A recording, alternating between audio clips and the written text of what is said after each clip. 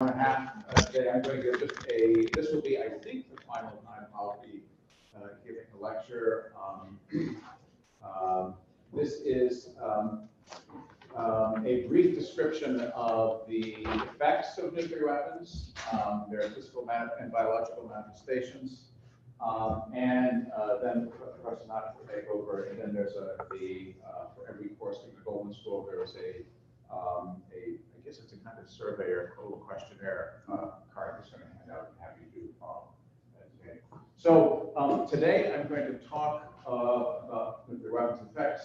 Most of what I'm going to do is drawn from this authoritative source. It's first, I think it's published in 1970, maybe earlier. Third edition was 1977. ERDA, Energy Research and Development Administration, was kind of an intermediate name for what we now know as the Department of Energy. Went from the Atomic Energy Commission to ERDA to now the Department of Energy. And I'm also taking a few photographs from Alex Glazer, a talk that he gave, but of course he also refers back to this. This also keeps covered because this is an explicitly unclassified document approved both by ERDA and the Department of Defense. You might ask, well, that was a long time ago. In fact, the general features of what happens when you set off a nuclear weapon, a fission or a fusion type device, immense amount of energy almost instantaneously. General features of that is well known. Nothing has really changed in the past 40 years, except for some small details, not of great import to this class. I won't show, you've seen, I think, both of these before. The only thing I wanted to show here, relevant to what we're going to see in just a minute, is the immediately after you have a prompt critical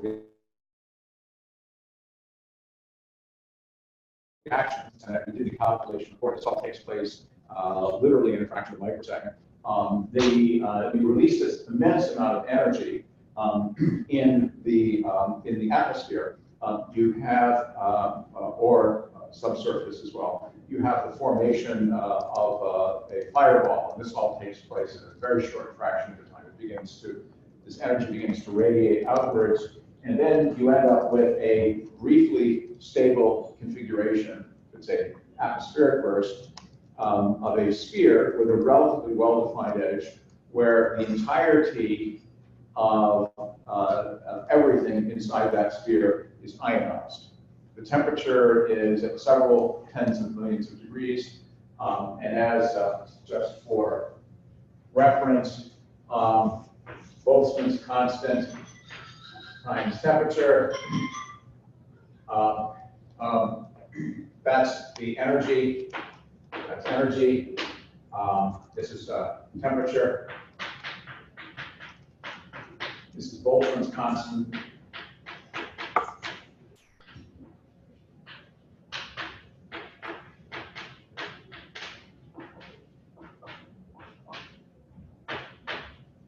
And that's going to be in Kelvin.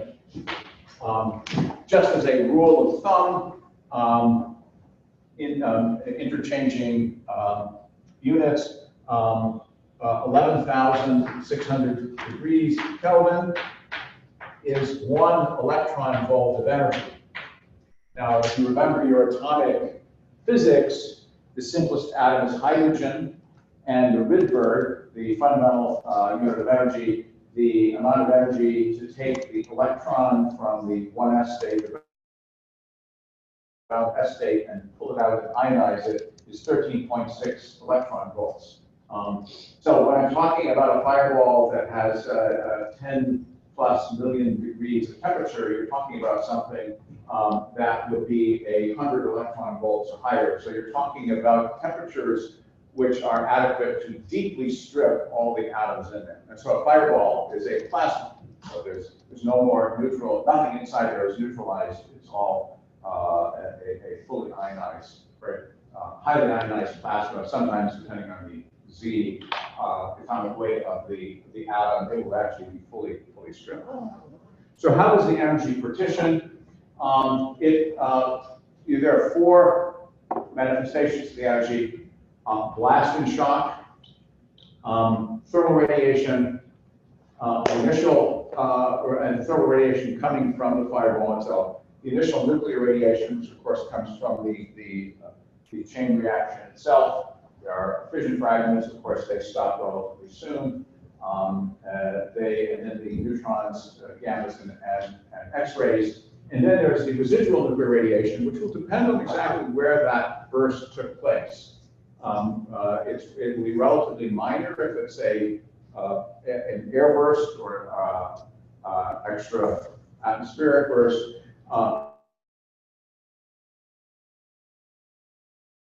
You'll produce light. In fact, this thing takes place at the surface or a subsurface blast, but we'll get into that in just a second. Here, just we've shown this graph before. It's a little bit out of date. North Korea has done a few more right now. It actually shows how many we've done of these types, and who the actors were, the state actors who conducted these tests, and how many were atmospheric and how many were underground.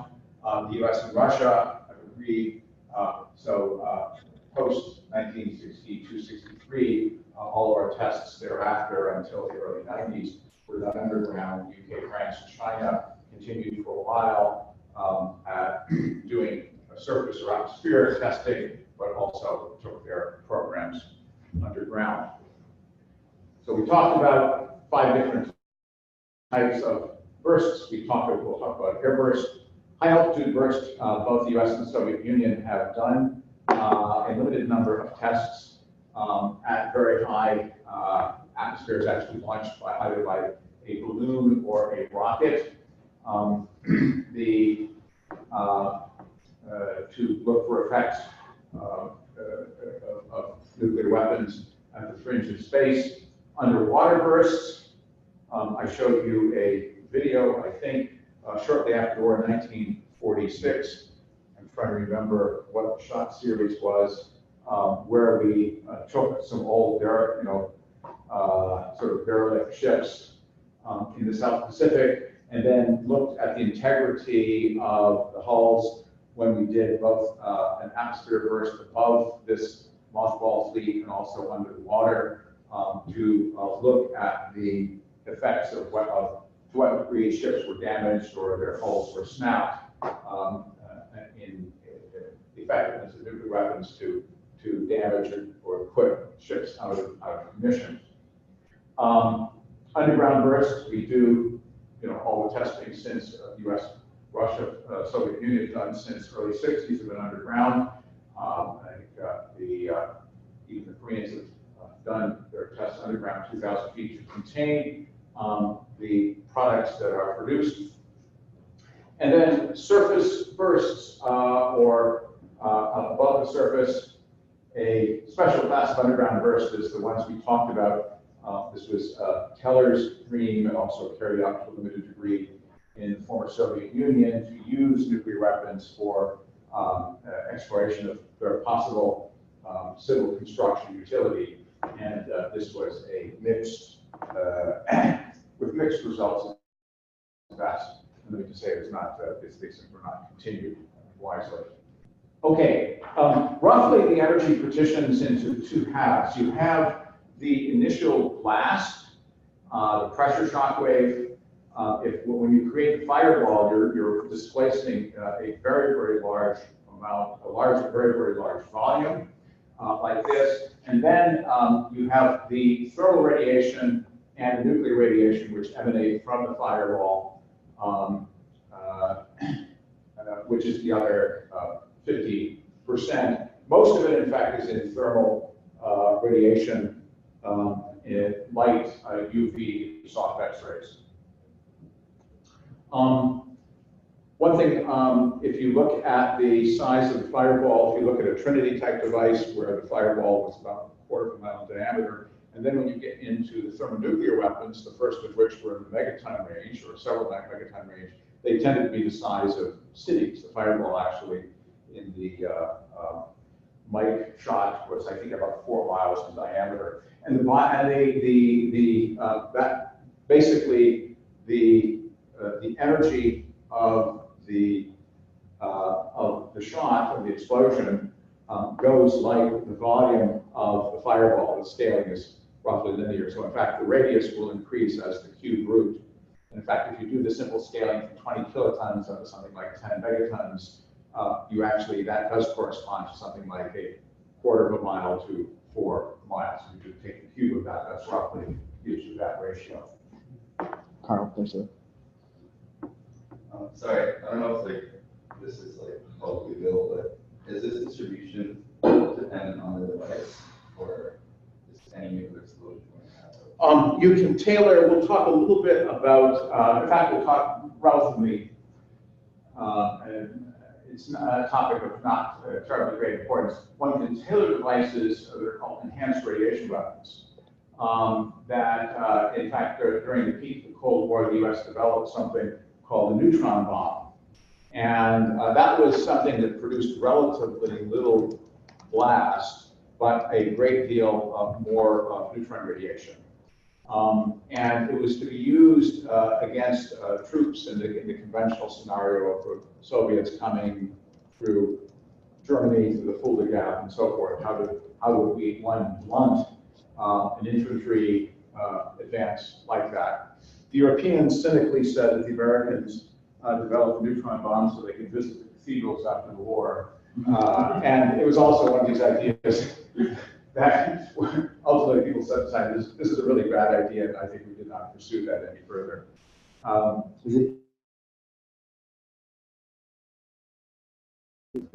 Yeah. Okay, fireball starts less than a millionth of a second after the explosion. We did that simple calculation. The prompt critical reaction is over and done with in hundreds of nanoseconds. It's really unbelievably fast. Then you have the propagation of this energy out.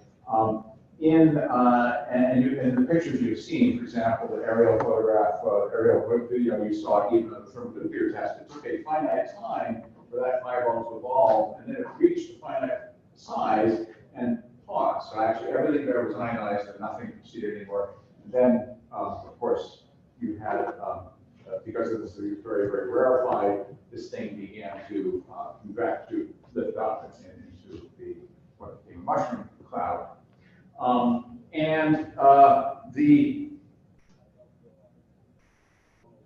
There's a picture of the Trinity test at 30 milliseconds after t equals to 0. There's the fireball, actually perfectly spherical. The Mach front is you have both a shock wave that propagates out and also a shock wave which actually bounces off the Earth, and it's actually the conjoining of these two shock waves, which is called what's the Mach front, and it's going at supersonic velocities. The Enola Gay and the chase plane, the photograph, the plane was doing photography after the deployment in Hiroshima. They and anybody who's actually dropped one of these things in a test from a plane has always said that the plane gets hit twice. After you drop it and the thing goes off, you normally drop this at a very high altitude, and then you dive to pick up speed, and then you get the hell out of there. So you pick up speed and get out of there. These were the old prop planes. They actually felt the first shock wave, and then due to the shock wave which skips off the ground, they got hit with a second shock wave a few seconds later. Didn't destroy the plane, but people who were in it said that it really shook the plane up, even at a great distance. The radioactive cloud, you have, in the case of a surface burst, I think I have a picture here. You get the following thing. You see these pictures before the videos. You saw like palm trees, even at several miles away, are bending over, and then all of a sudden, the wind, these hurricane force winds reverse, and all of a sudden they're going like this, because once the fireball begins to lift up like that, and it can literally within a minute or two, it's like 40 or 50,000 feet. It goes up very, very fast. You get this huge indraft like that. The nuclear reactions here the neutron irradiation of the environment here will dredge up, will blast up the Earth, irradiate it, and what's called nuclear fallout are the radioisotopic species formed by the dirt and so forth, that the rock that's picked up, put up into this atmosphere. You get this toroidal geometry like this, and then the wind will carry this away, and this thing will fall out or rain out very far away, of course, to extreme hazard. Professor Stan Prusen, who passed away 3 years ago, who started this course with Professor Knott. He's a professor in our department, old friend of ours. His line of research in the last years of his life was studying glassified beads from the Nevada test site when we did above ground tests up until 1962. It turns out when you go out there and you go to areas where they did these different kinds of shots, you will find these little glassified beads, which is the fallout that was created. It nowadays is perfectly safe to pick up and handle. But they would take these back into the laboratory, they would section them. In fact, if there is another half day we have between now and the end of the semester, I'll give a little bit of a summary, or I'll have one of his former students do a little bit of a summary of their research. They section them, and then by using very advanced analytic instrumentation, like a scanning electron microscope, focused ion beam microscopy, and so forth, you can look at the distribution of, you can see the fuel, you can see the uranium-235, 238, you can see plutonium, you can see various isotopes of things produced. And forensically, these are forensic, this is forensic evidence. You can actually tell how close we were to the core, what the total yield of the shot was, what type of device it was, what was the efficiency of the shot. It's really very, very fascinating forensic, nuclear forensics. Several years ago when I first got here, I was teaching a freshman seminar course, and I had 4 of our faculty come in and have the students do a little project. I gave them each 4 or 6 weeks at the end of the semester to work on a little project, and Stan gave them a very interesting one. He actually gave a list of 100 published shots that had been done in between such and such a year, such and such a year. He gave them all the evidence. They didn't themselves go into the lab and reproduce all the tests. He actually gave them the evidence of what they saw in these little glassified beads, and he had the students tell me which shot it was. And it was frightening because the freshmen nailed it. They actually got the shot. They actually made a very good estimate of what the yield was, what type of device it was, and so forth. I think the classification people probably have their hair on fire thinking the freshmen had figured this out based on stuff that's in the classified literature. But that was the nature of a group that some of you are familiar with. Kim Knight, Brett Bisselhart. Kim was a student in Earth and Planetary Sciences. I think you may know Kim. She hires a lot of our people. She serves on a lot of our qualifying exams and thesis committees. That's a nuclear forensics group at Livermore, Los Alamos, that hires our people, and they're there to do attribution. God forbid if there should be a weapon of unknown origin that goes off on U.S. soil or elsewhere associated with state act. We want to figure out, first of all, who did it? Is there another one likely to happen? What was the problems, the fuel, et cetera, et cetera. Nuclear forensics. Okay. You notice in the case of both the first 2 devices that were used in anger in Hiroshima and Nagasaki, they were set to go off at 1,800 feet, 1,600 feet, like that. These weapons are generally designed to knock things down, to debilitate, to kill, to knock out installations, buildings, cities, and so forth. And one can simply optimize that mathematically by choosing an airburst of some sufficiently high device. The shock wave doesn't propagate at infinite speeds. In fact, it goes at supersonic velocities, but it takes many, many seconds to go out to a distance where it is still effective. The shock front is, very, very, in case of a 1 megaton explosion, you can see the distance where where the shot dissipates is several miles out.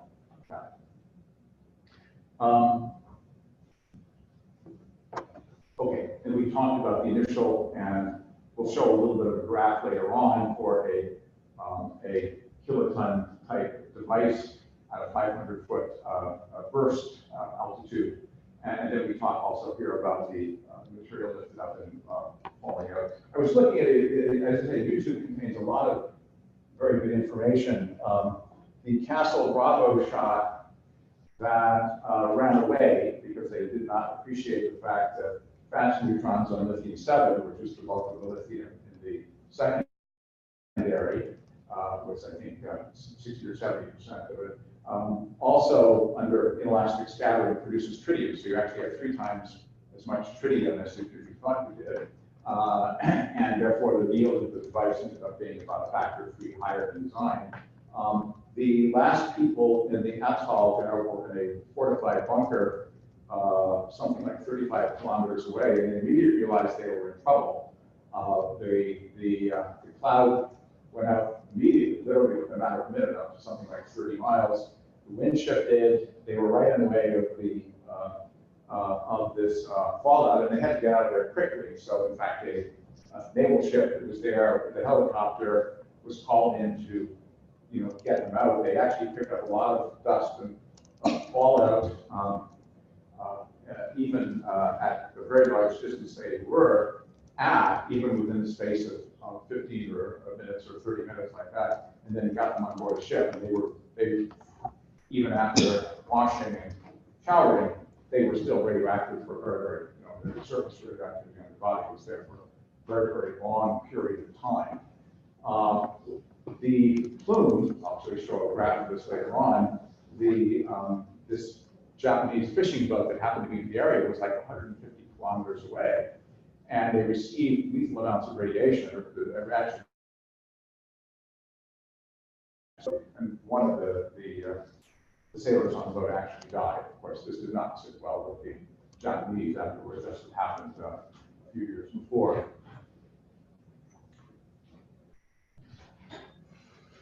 This is a very interesting thing, talking about overpressure. In standard English units, what's the atmospheric pressure at Earth? 101 kilopascals. What? 101 kilopascals, typically surface. 1 atmosphere. Yes. 14.7 pounds per square inch, so I normally remember. But if you look at, well, PSI is useful because that's what this chart is in here.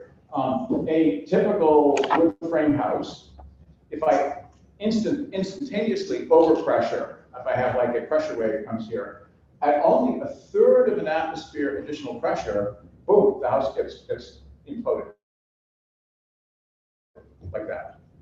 If those of us who are experimental physicists and play around with things in the lab and you make a vacuum flange, you realize that if you suck a vacuum on one side and you have atmosphere on the other side, 15 pounds per square inch, you add it up, you realize that that's a heck of a lot of total force on a relatively small area. And therefore, you would need a very thick plate of metal with your vacuum gasket there to withstand that amount of pressure differential. All of a sudden, you get into a little bit over a single atmosphere overpressure, 20 psi, atmosphere being 14.7. You're knocking down reinforced concrete structures. We harden our missile silos to be on the order of tens of thousands of psi's, but eventually you could take those out as well. Human beings, biological organisms, are very fragile. Once you get into anything approaching an atmospheric overpressure on you, will collapse your thorax, destroy your vital organs. The aorta gets ripped from the heart and so forth, and you're dead. Even in the scale of pressures on half an atmosphere overpressure, instantaneous will do you in. And you're even at risk even for a very mild, sort of like 20% overpressure, like that. Okay, this shows you, if I optimize for a particular type of weapon, the airburst to, again, knock things down, you can actually see where you get 1 atmosphere overpressure. And it's really quite horrifying. This is already Hiroshima type device, and of course the optimum height there was about 1,800 feet. But when you start getting into the hundreds of kilotons and megatons, you realize it's a very trivial thing to knock out an entire major city with a population of many, many millions of people in just a few square miles. This is the radius of fire that you create.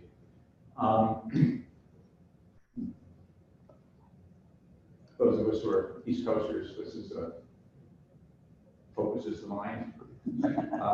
We did not talk about this. I think next time we teach this course, I'll probably try to free up a little time to actually talk about interaction radiation with matter. I think a lot of you who are, the nuclear engineers or physicists, I think, know this well. Alpha particles that stop in a piece of paper, they stop by skin, so they don't do you much harm unless you ingest them, inhale them, so forth. Beta rays will penetrate a little bit, but even a little thin sheet of metal will stop them. Gamma rays or X-rays will penetrate deeply depending on the energy. Neutrons go through lots of stuff and are most easily screened out with things like water, hydrogenous materials. Okay, I'm stuck in the old. I've never really, my brain has never gotten into the new system of units. But you have 2 systems of units that we use. One actually describes how much energy is deposited per kilogram of material, and that is called a rad. And that is independent of whether you're talking about a table, a brick, anything else. But if you want to look at the biological effect, and this is, of course, a very qualitative thing, it's not a perfectly precise thing, they talk in units of what's called a REM, which stands for radiation equivalent man. Now it's called a sievert. The old way of talking about simply energy deposition per unit mass is called a rad. The new unit is a ray, which is, I'm just not going to try. Anyway, REM, that's what I remember. And times a REM is a rad times a quality factor. For things which are lightly ionizing, X-rays, gamma rays, and beta rays, here, fast electrons, gammas and X-rays, the quality factor here is 1.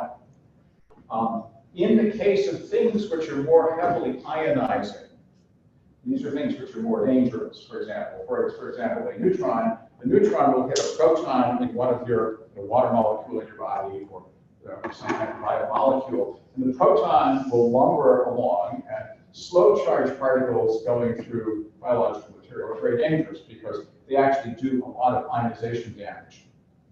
And those can both disrupt your immediate biological function. They also are the things that cause what are called, which give rise to cancers. Yes, well, they do that by creating the oxygen species. Yeah, and HO, for example, free radicals, and they cause double strand breaks. Say a fast charged particle or a proton or an alpha particle in the biological system makes a lot of ionization. It can actually do a double strand break for DNA, or you can cause lots of free radicals, and the free radicals will actually break the chemical molecules as well. Interestingly, your body knows how to repair.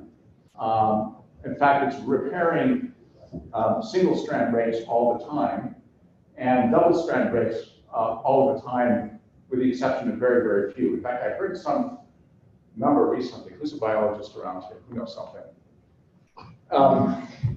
Each DNA molecule in your body is undergoing a lot of strand breaks all the time, and even, I think, hundreds or thousands per day, and you have these repair mechanisms which put them back. But if you miss one and ever so often, because your body's got a lot of cells, that thing could go crazy and end up causing a cancer in the long term. When you undergo a lot of radiation like this, that's long-term effects are less than you worry about. There's bad things that happen to you promptly when you start getting into the realm of of tens and hundreds of rem. Now here is a chart here, initial radiation from a 500-foot burst of a kiloton weapon. This is a relatively small nuclear weapon. This shows the dose to tissue in rads. By the way, this is not rem, so this is just the energy deposition per unit mass of the cell. As a function of distance from the hypocenter, you see you're getting about 100,000 directly below it. I have other things to worry about directly below it.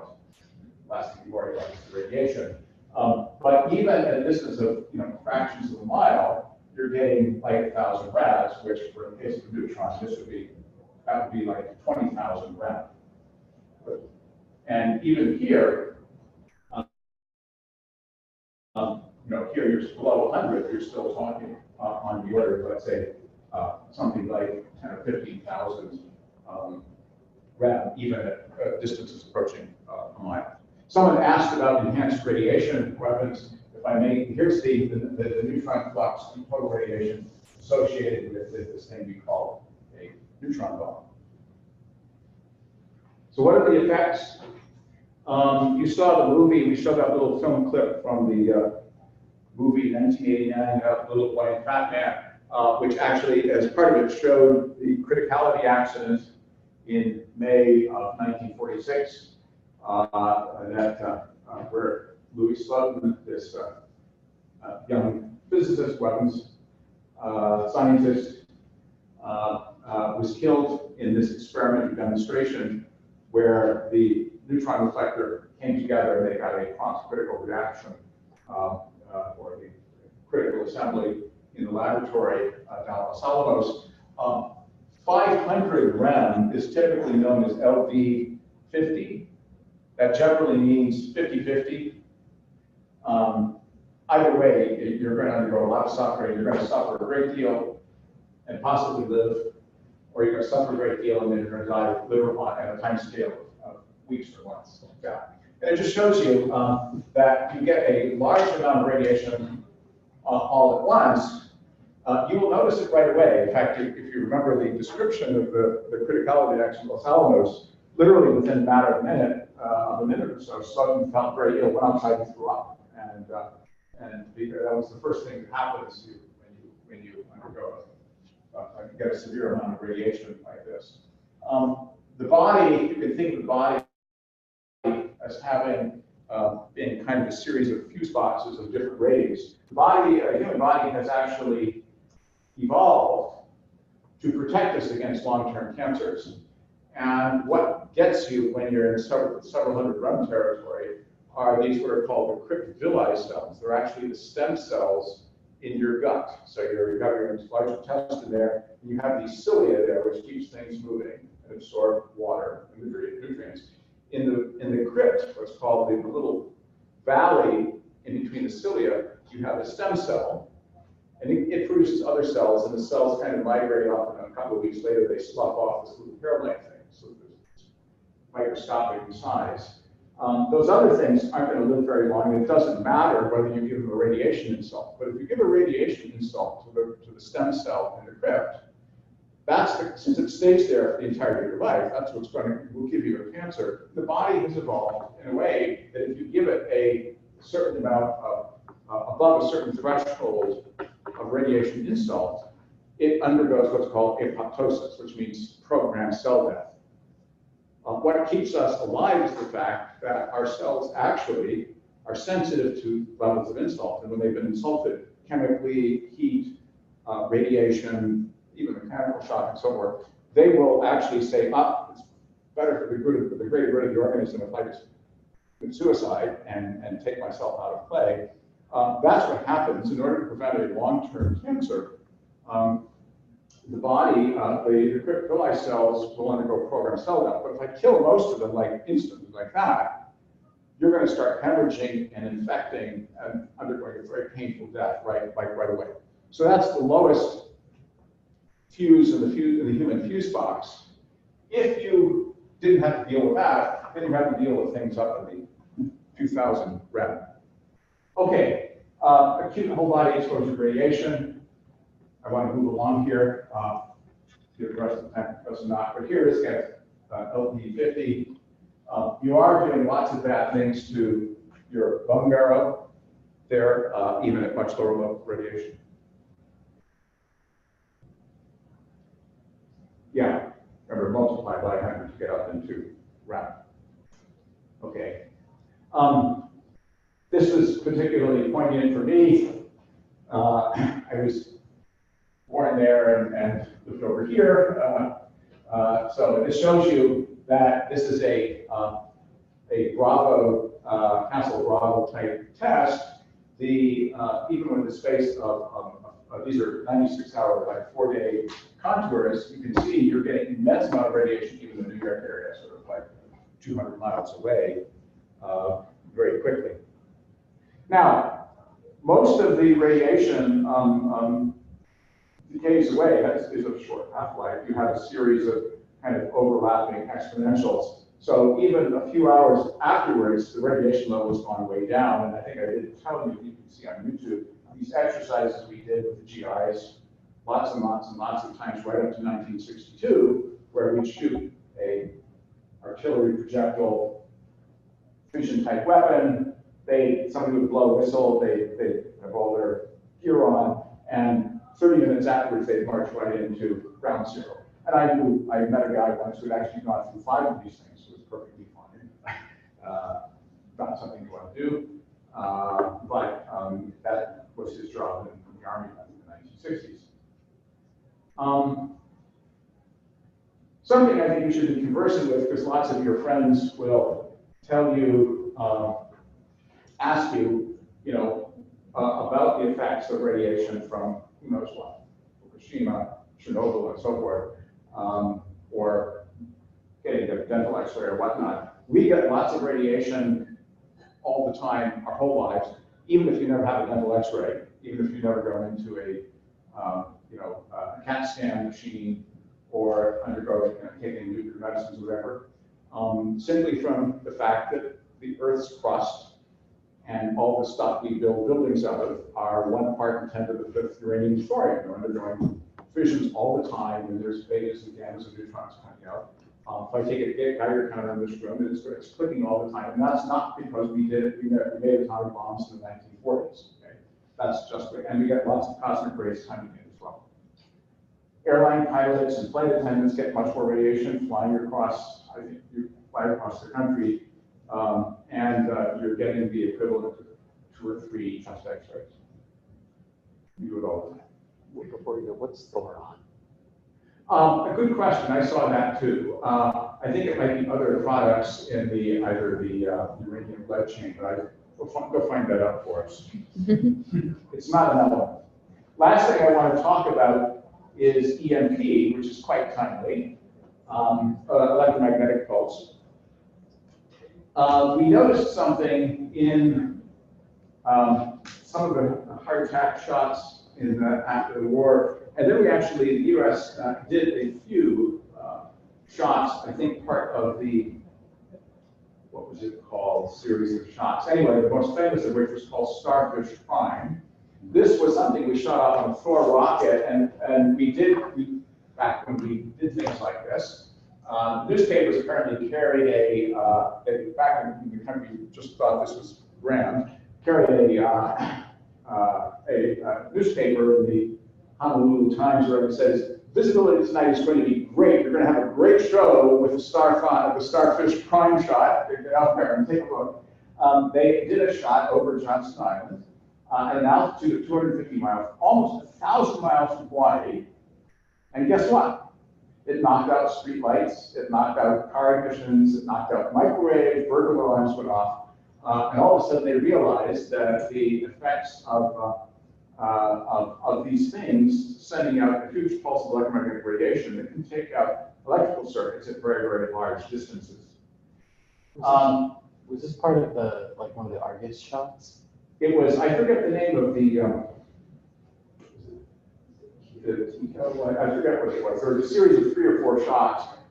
1 or 2 we had to abort because the thing went up and we lost the rocket, and so they couldn't see where the rocket was, so they blew it up just to make sure nothing bad happened. But this one was the one that worked. And if you shoot something into empty space and it goes off, you don't get an EMP. It's sort of a theorem, electromagnetism. If you have a spherical explosion like this, just due to the symmetry, you don't get any electromagnetic radiation. If I put something up near the top of the atmosphere such that you actually get a differential movement of the electrons away from the ions, then you're making something that really looks like an antenna. And you can actually get massive amount of energy pumped into an electromagnetic kind of shock wave. Countries now, including the US, have designed weapons to take out command and control centers in cities and things like that. These are kind of the silly things we do. But you know, as part of our whole defense posture, the Russians and Chinese are big into this, the Koreans are big into this. You know, Kim Jong-un was threatened to knock out everything in the US within their burst, and he could be right. With that, I will quit. On that cheery note, Yeah, I have a question about the pressure. In the shock thing, I think there was a slide that said like 12 psi pressure, almost everybody dies. But like you go to some diving, like 13 times like an extra atmosphere. So how do people get like pretty low? oh, because I mean, it's also when you're in an airplane, you're also like at the equivalent of 5,000 or 8,000 feet. If you equilibrate inside your lung and outside your lung, you're fine. Yeah. If you have this thing kind of as an overpressure and you don't have time to equilibrate into the lungs, then of course you're tricky to collapse. That's the thorax will collapse. Okay.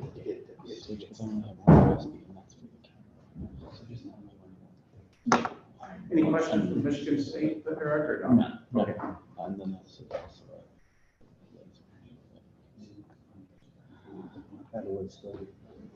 just click this topic to use the start. Oh, I have to.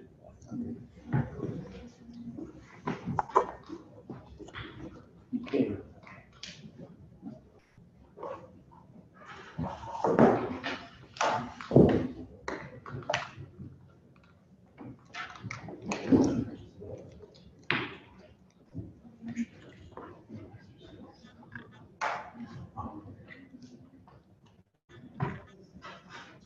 I didn't turn it off. I'm sorry. I didn't know. That's okay. Well, This is easy. There it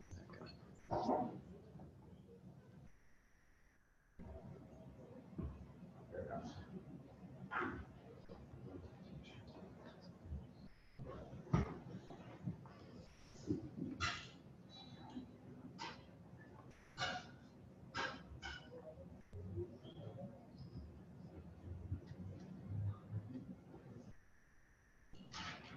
and that should be able to, you should be able to click.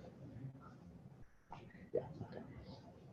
Okay, so now that you understand what damage can be done when nuclear weapons are detonated, let's talk again about deterrence so they never go off.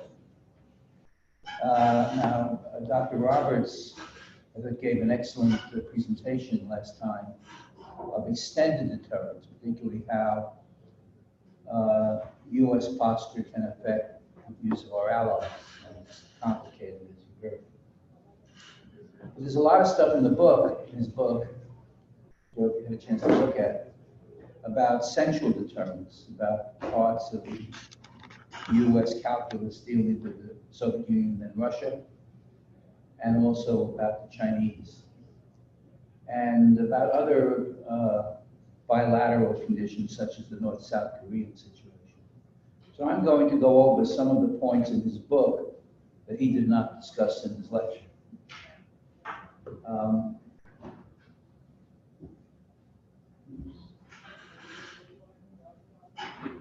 Eric? It's not going.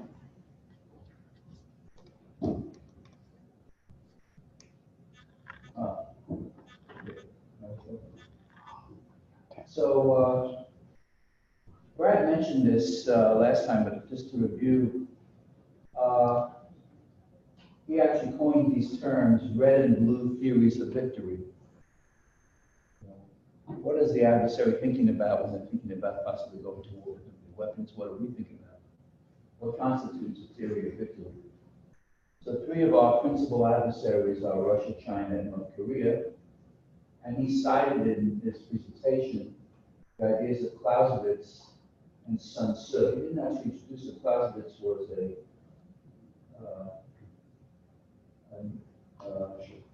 German, Austro-Hungarian, Prussian.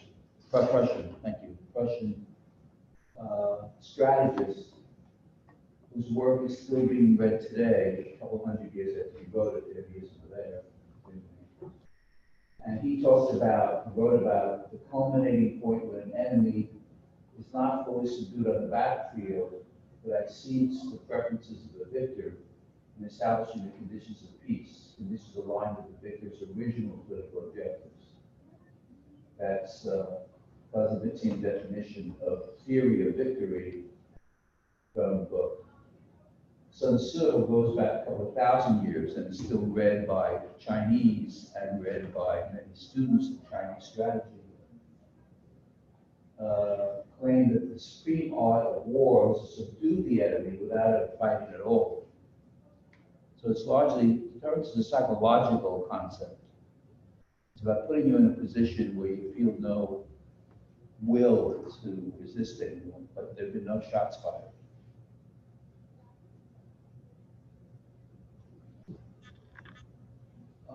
The blue theory of victory is to cast a shadow of unacceptable cost or incalculable risk over an adversary's decision about whether to put in jeopardy the vital interests of the U.S.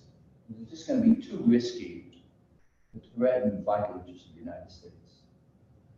Too risky and potentially too damaging to the aggressor to charge. To signal the resolve of the U.S. and the collective resolve of its allies when these are being tested through displays of capability or deployment of nuclear weapons to shock enemy leadership. And we have done this. We have deployed nuclear weapons. We've opened silo covered doors during crises, as we did actually even the Arab-Israeli conflict in 1973, and sent aircraft on their path toward attacking the Soviet Union during the Cuban Missile Crisis. So sometimes it's a matter of just exercising the ability to attack nuclear weapons without actually attacking nuclear weapons. Demonstrate the capacity to, at any level of nuclear escalation by an adversary. This is a tricky thing about the so-called escalation ladder. In the Kaplan book, he referred to the scientist Herman Kahn. Herman Kahn was an amazing man. I got to know him. He passed away quite a long time ago. He was a physicist, I think from Brooklyn, who studied at Caltech, and he got a summer internship at the Rand Corporation and never finished his PhD. These are the dangers of too interesting a summer internship. And really became a pioneer in the development of U.S. nuclear strategy, some of which is believed by Americans and some of which is not. One, he wrote a book called On Escalation, which is about the escalation ladder going up from a peacetime to a crisis to wartime to exchange of nuclear weapons and so forth. His most famous book is On Thermonuclear War, which is this thick. And he talks about something like over 10 or 15 different exchanges of nuclear weapons. It's quite horrifying what he visualized, what he imagined. I was actually interested in speaking to him years later. That he was writing this in the early 60s. About 10 years later, I was working on concepts of escalation in the Vietnam War, conventional action. And I went to see him. He ran something called the Hudson Institute with several very prominent people in the field, Lewis Dunn, Colin Gray, other strategists worked at the Hudson Institute. Kahn had left Rand to found his own institute, and it's right on the Hudson River in New York. And I wanted to interview him about whether he thought controlled escalation was actually being applied by the U.S. in the Vietnam War. And he told me that he couldn't meet me at the office, but he could meet me at his home. So I went by myself to his home, and he was a gigantic man. He was over 400 pounds. And he actually could not walk through any doorway in his home. He had to angle his way through. It was just so intimidating, and he spoke like a machine gun. And at one point, he said to me, I'll try to say it as he said it to me, see if you can understand what he said. He said, "You're pretty smart, you understand about 70% of what I'm saying." Did you catch that? You're pretty smart, he's talking to me. You understand about 70% of what I'm saying. That's what he said. He was just an amazing, right out of some sort of Dickens novel, and just a phenomenal character. And he died of a heart attack, I think, in his driveway. As a young man, I think he was maybe 60 or maybe his late 50s. It's horrible. And his wife was a little wisp of a woman. She was like 5'11", 4'11", or 5 feet tall. And anyway, things make the world go around. So this is about nuclear escalation. He was a major contributor to. Kissinger actually wrote about this too when he was a young assistant professor, and particularly concerned about war in Europe and the Soviets using tremendous armored forces to cross into the Polar Gap in Germany, and whether by limited use of U.S. nuclear weapons we could deter their further advances. And this is these are not cuts from 40 years ago. The Russians today talk about escalate to de-escalate, which involves concepts of, in a conventional war, using nuclear weapons to deter anyone from intervening, anyone in the United States and NATO. So theories of escalation are as prominent today in the real world of U.S. defense planning as they were 40 and 50 years ago when we deal with the Soviet Union. Another interesting concept that's quite important to the U.S. theory of victory is strategic stability.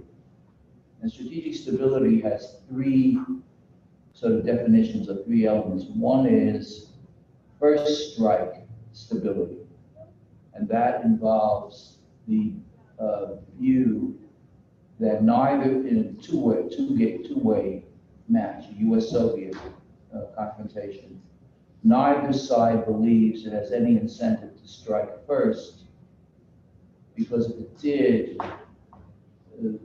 the initial attacker could not disarm the other side, and the other side could respond with nuclear weapons to destroy an awful lot of the attacker's capabilities or population. So if there's no incentive to strike first, that's called first strike stability. That's an element of strategic stability. The second is crisis stability. The same thing, having invulnerable second strike forces makes you less trigger happy, so you're not too willing to escalate too rapidly in crisis. And the third element of strategic stability involves arms race stability, which is mimicking each other and building weapons to overcome the other guy's weapons in an arms competition. So first strike stability, crisis stability, and arms race stability are the three elements of strategic stability, which have been essential.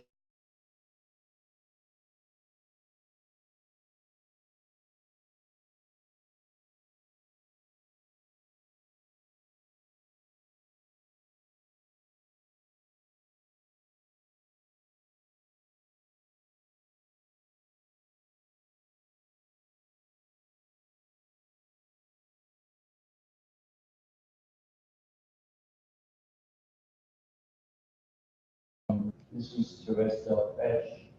I got to know her quite well. She's a very prominent French nuclear strategist and one of the only women in France devoted to the subject. She was very controversial. For example, she was one of the few French who was an enthusiastic supporter of the U.S. attack on Iraq. She worked and wrote at the RAND Corporation and did a number of major studies for RAND. And she posed some interesting questions, including this question: would the 21st century, the century we're living in now, be more or less savage than the 20th century? And the 20th century, the one we just left 19 years ago, in the Second World War alone, there was something between 50 and 60 million killed. There were about 20 million killed in the First World War. Stalin purged Soviet citizens and killed, it's alleged, 20 to 25 million Soviet citizens in peacetime. Mao had policies that starved 55 million Chinese to death. So you're talking about a few hundred million people. It's just gruesome beyond belief. And that's without any nuclear war except the U.S. use of 2 nuclear weapons to end the Second World War. So her concern was, how much worse is it going to be in the 21st century? This is what you're going to find out, and you have to send me a postcard. I won't be available for another century to be around. She was a wonderful woman, smart as a whip, funny, and basically playing in an English-speaking world. She's a French citizen, Parisian native, but just deeply respected by everyone in the strategic studies community. She was the head of strategy for the French Los Alamos. And she died very prematurely. She was in her early 60s of cancer. So Brad's book is dedicated to her.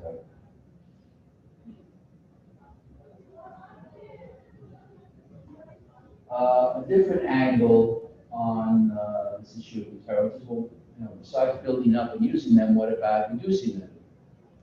Reducing nuclear weapons, further nuclear reductions. And right today, we're facing the issue of extension of the New START Treaty beyond 2021, or its permissible 5-year extension. There's an item in the treaty that says the treaty is permitted to be extended for 5 years once. Article 14 says that. The New START Treaty limits deployed strategic nuclear weapons. There's nuclear weapons on board delivery vehicles that can fly intercontinental ranges. Each side, the US and the Russians, are limited to 1,550 deployed strategic nuclear weapons. And I think we mentioned in class that you ought to consider in your own work on the project the linkages between extension of New START and resuscitation of the INF Treaty. They're the only 2 treaties left that are governing some of the US-Russian nuclear relationship.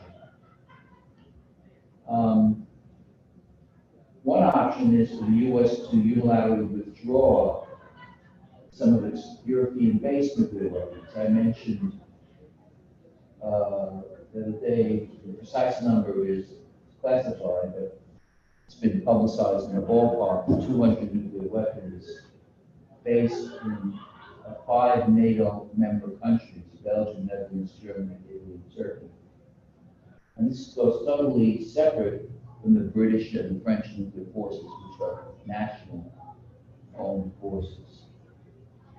Another possibility for the U.S., which has been rejected by Trump in the nuclear posture review, is to remove one leg of the U.S. triad. The triad is the submarine ballistic missiles, which are least vulnerable to attack, the strategic bombers who man the loop, and most flexible are the ICBMs, which are viewed as sort of symbols of nuclear manhood, and some would think we're giving up a sense of parity if we get rid of them. The Russians have a lot of their investment in Russian ICBMs.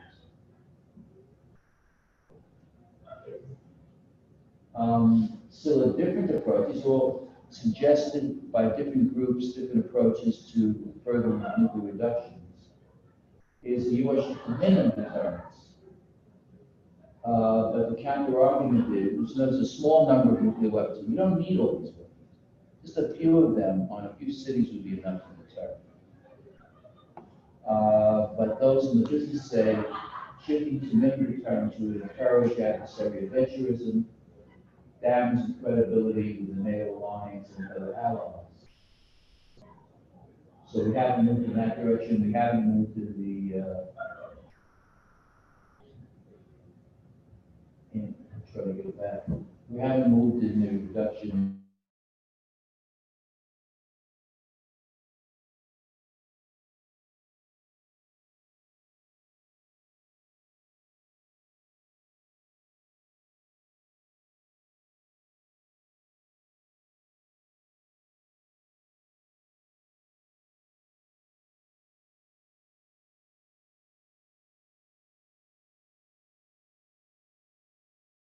Like this is, like I can recall emails on Gmail. So like I imagine these things have kill switches. And if that's the case, why do we really need a bomber fleet other than large destructive force, which you could do with multiple ICBMs faster? Trying to think what I can and should say about this. That's probably not. I think in general, it's thought that once the Minuteman control officer presses the buttons in the underground control center, that the ICBM is off and running, flies a ballistic trajectory to its target, cannot be recalled, cannot be sent off course. Whether there's something that could kill the switch so the nuclear weapon doesn't detonate is a different matter. Let me just ask a question to you. Given everything you've seen in the newspaper in recent weeks and months about the vulnerability of our supposed most secure computer systems, adversaries, would you want that? Well, I mean, I wouldn't want either, given the security systems. But it actually, you raise a related, very important point that Professor Ingrid has now mentioned, which is the vulnerability of U.S. command and control systems to cyber attack. This was an unknown, unbelievable subject years ago. Now it's front and center, both ways. The vulnerability of Russian command and control to U.S. cyber attack. And, we haven't seen it demonstrated, but we don't know. Anything that's known about it is not discussed publicly. And in fact, one thing that's been said about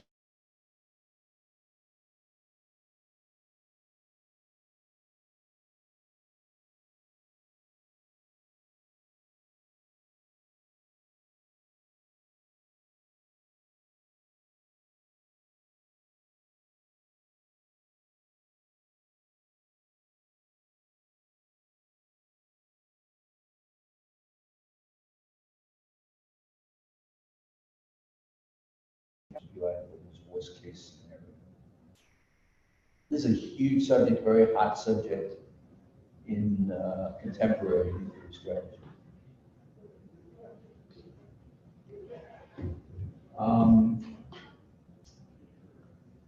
There's also the question, if the U.S. does so many unilateral initiatives, how does that affect proliferation?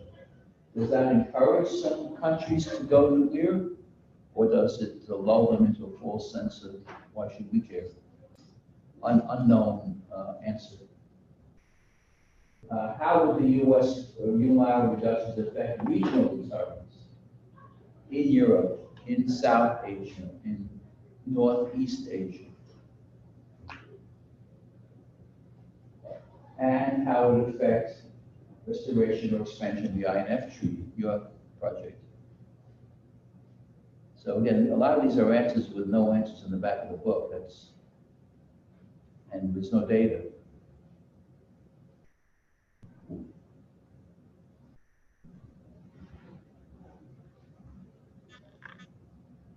Of core question that's raised is, can an arsenal built for major nuclear war, which is the arsenal we built, satisfy conditions of regional deterrence?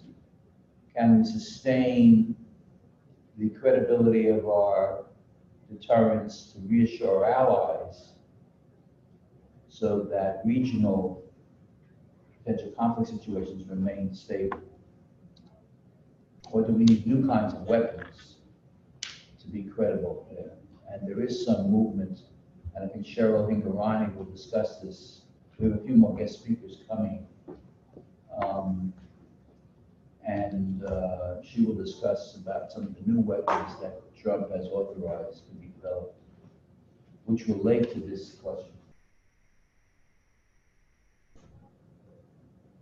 I think that's all I have. Any questions or comments about deterrence? And you can see, if you're an engineer, which a lot of you are, and I once was, and your whole proclivity is to quantify and to test and to clarify, all this is about almost quantifying the unquantifiable, not being able to test without massive destruction, and a lot of psychology surrounding decisions. And remember that, you know, testing the strength of the deterrent and its credibility is not about ourselves, it's about the recipient of the threat. So we really need to know how Mr. Putin thinks, how his generals think, how Kim Jong-un thinks, and so forth. And it's a very demanding requirement. Other questions or comments about terms? I just thought this would supplement and complement some of what Dr. Roberts had discussed. Other thoughts? Just an invitation for you to comment or express an opinion. I was surprised to see the Turkey is one of the 5 partners where we face. Right. This is an interesting case in the light of the developments in the past couple of years, and you know the whole strategy of the Russian Federation to begin to split the alliance. 2 years ago, you had an incident of a Soviet warplane being shot down by Turkish air defenses, and they have to use the Russians. And just the other day, the Russians are now selling an anti-aircraft system. That's right. Which NATO has objected to. Turkey's a NATO member. You get the Russians involved in your air defense, they don't learn a lot about our offensive systems as well. So yeah, this is they say a complexifying matter in alliance relation. Okay, I don't want to short circuit the time. So, you know, at the end of the class is an evaluation by you of the class. But in addition to that, but separate from it, the Golden School has established a policy of handing out these index cards. You get like a mid-course review. So with just a blank card to each one of you, on one side, write down what you like or what's positive about the class. And on the other side, write down what you think needs improvement or what's weak about the class. Don't put your name on it.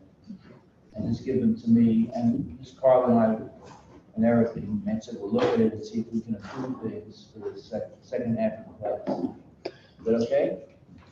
And just a brief announcement about discussion today. Mansuk is in London, so we will not have a formally prepared discussion, but I will be available in our discussion room for questions.